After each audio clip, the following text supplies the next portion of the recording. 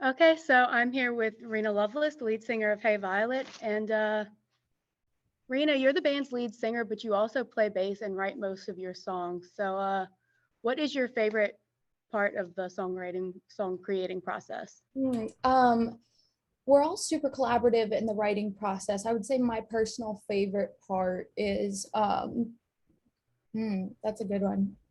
I think lyrics are my favorite part. I really like Nia's incredible at like melodies and lyrics and everything. And I really, I'm a bit of a storyteller, like when it comes to songwriting and everything. Like there are songs that I relate to, but there are also songs that we just like, ooh, what would it be like if there was this story of XYZ that maybe I haven't been through personally, but it becomes like its own little storyline. So I really like kind of um the fantasy aspect of lyric writing. And so, for most of the new songs you've released, a lot of them have been very emotional and describe some of the struggles you've gone through within the past few years. So, was it difficult to write these songs and like share them with everyone else? Yeah, it was definitely a new like bridge that we started walking on, because obviously our first album was very vulnerable, and there was like, some stuff that I touched on of like bad relationships and stuff like that, but this kind of new era of music really delved into specifically like mental health struggles, and also just like dealing with like feelings of imposter syndrome and a lot of that stuff, and just like wanting my partners in relationships to like kind of save me, but having the realization that only I can do that. And so it was definitely like a new bridge that we were crossing, where I was like, do I want to talk about this? And I did. And then we put it out. And in relations to those songs, you've mentioned in previous interviews that your first two EPs, the first was about loneliness and loss, and the second one was about kind of the vices that you use to escape that. Um, so, what made you realize that you had become like this different person and that you needed to make a change? I remember one of our songs, specifically She, that hasn't been released yet, but we've played live. That one really was the turning point for me, and like, there's something wrong here. And basically, for people that haven't heard it, like, it's basically a song about um,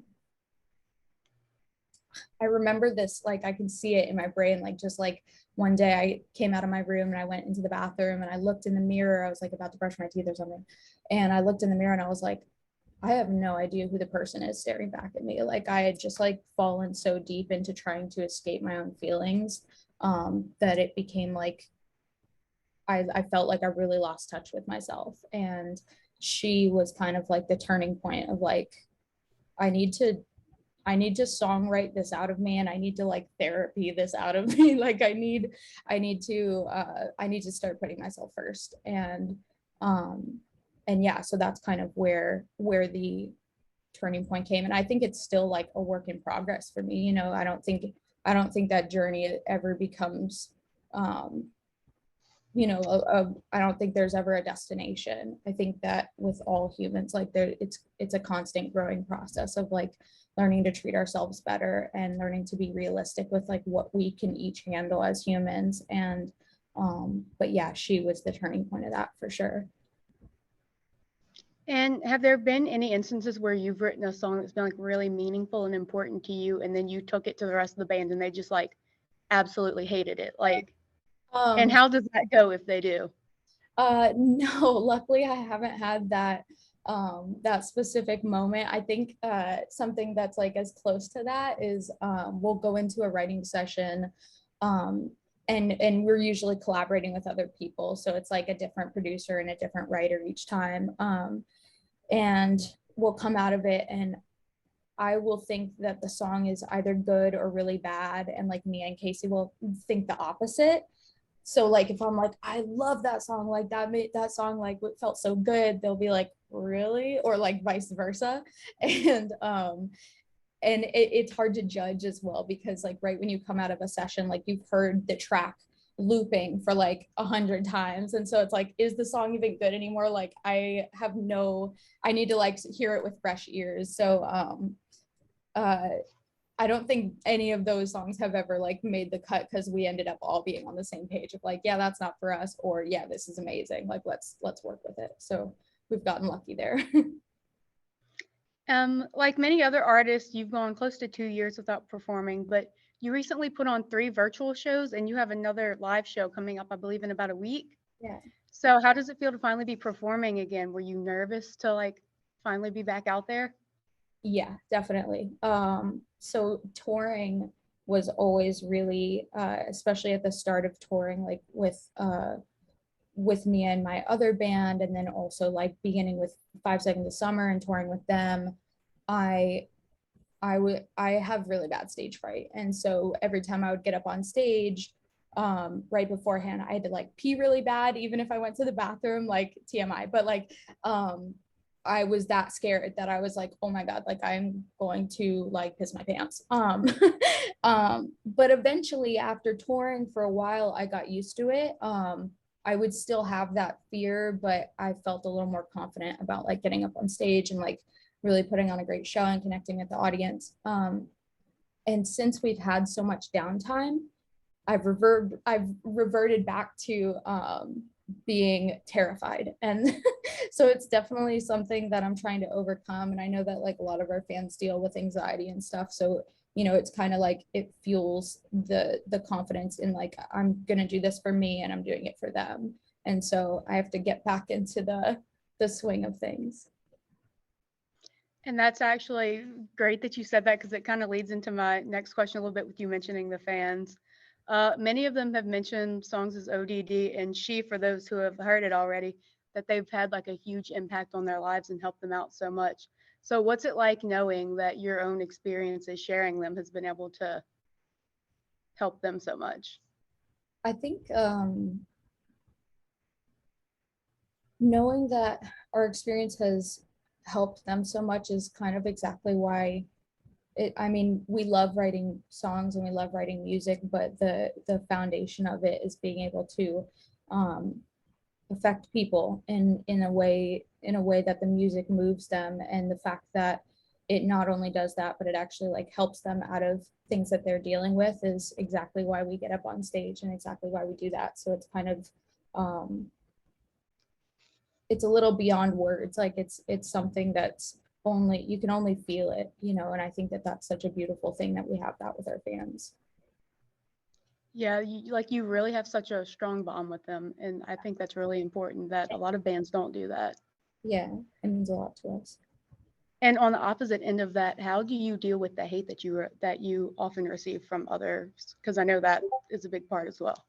Yeah, we definitely have dealt with that, not just like um people that may not like the music, which is like, you know, that's their choice, but also just as like women in the industry and like feeling maybe put down and stuff like that. Like it's definitely been a challenge to kind of uh feel like we need to like prove ourselves more than our male counterparts.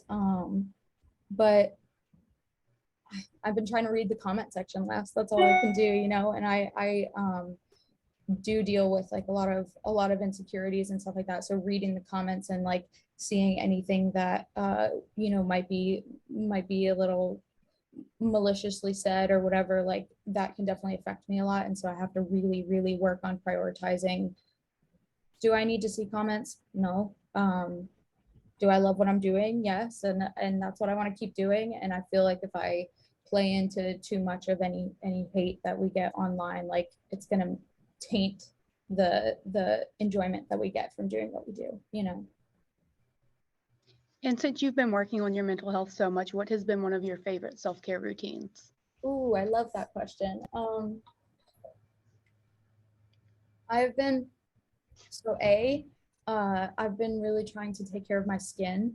I know that seems like maybe kind of small, but I didn't grow up really like having like a skincare routine. And so I would always be like, why am I dry? Why am I oily today? Why am I like, what's going on?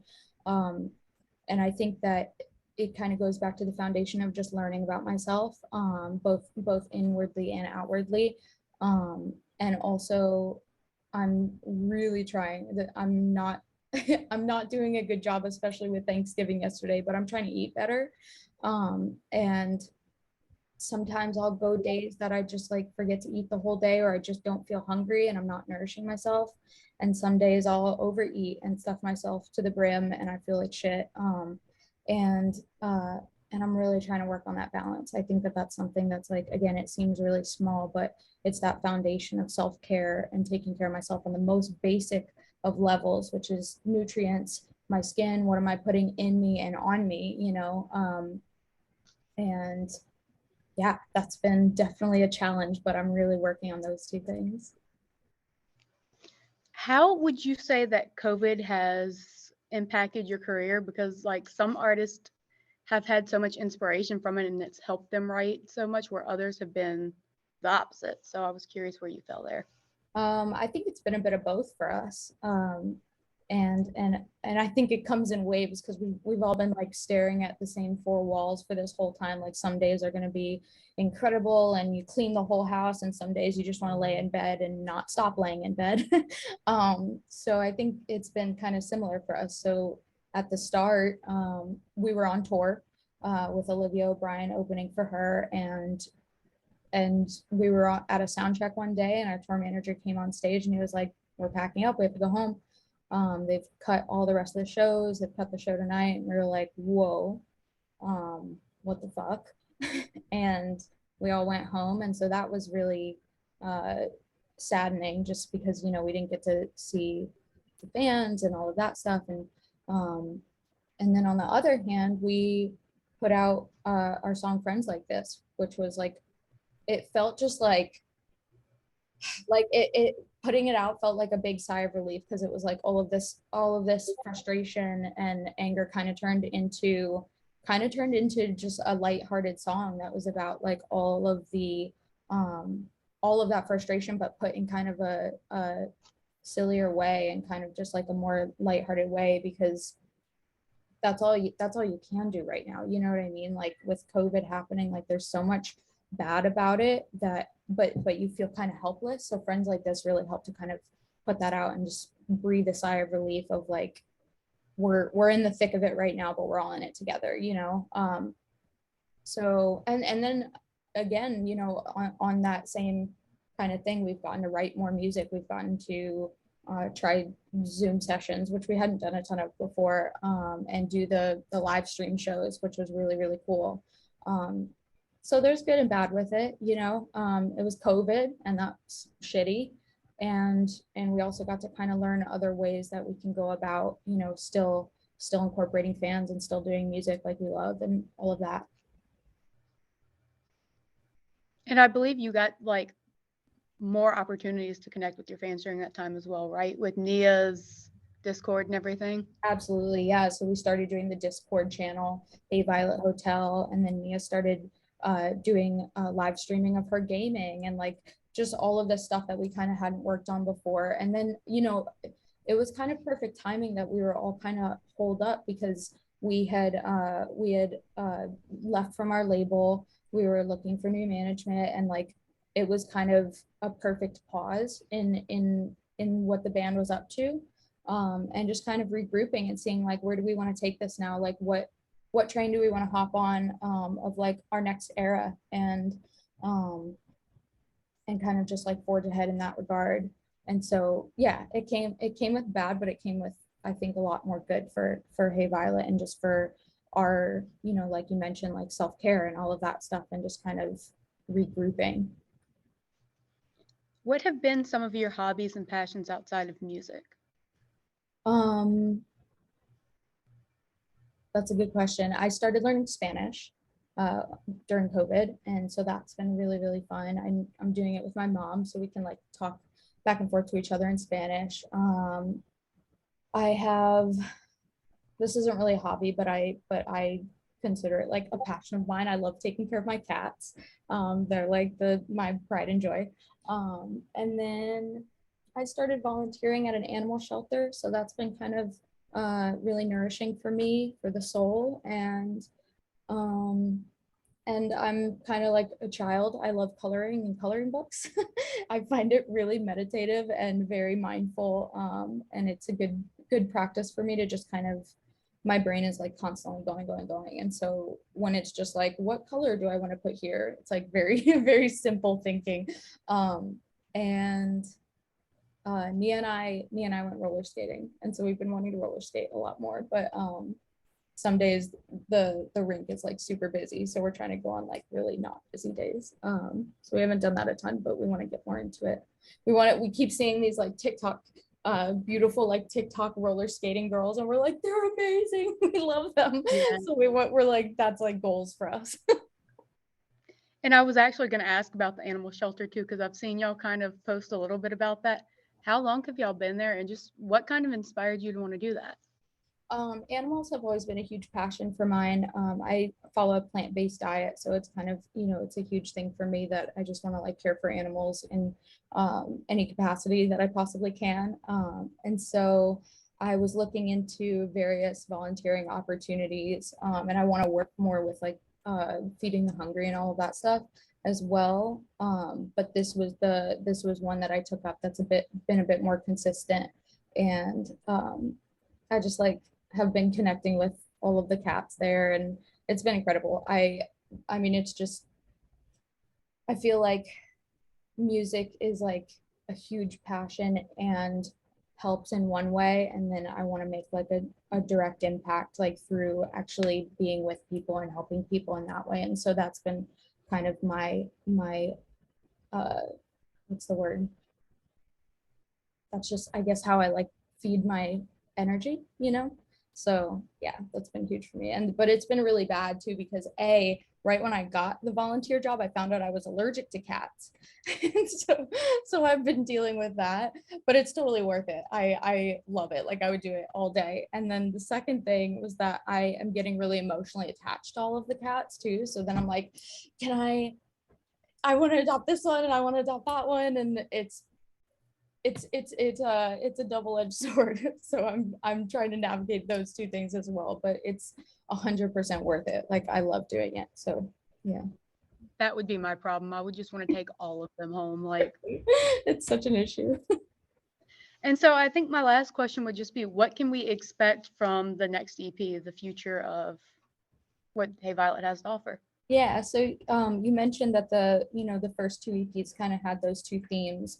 The third one is following, in the same era. It's following that that kind of storyline, and the third one is about coming to terms with the fact that that I am in the process of re-meeting myself. And I hesitate to say like it's about finally accepting myself, because that's just not the truth for me right now. There are days that I accept myself and there are days that I really don't. And but I think that self-awareness is kind of the first step of valuing myself and having more days that I do accept myself rather than the days that I don't. And so that 30p is really following like, this is a journey, and this is the best I've been, and there's still more to work on. But I'm going to be okay. I'm going to be okay, and I'm going to continue this journey for myself and for the fans. Yeah. That's great. Thank you so much. Thank you so much.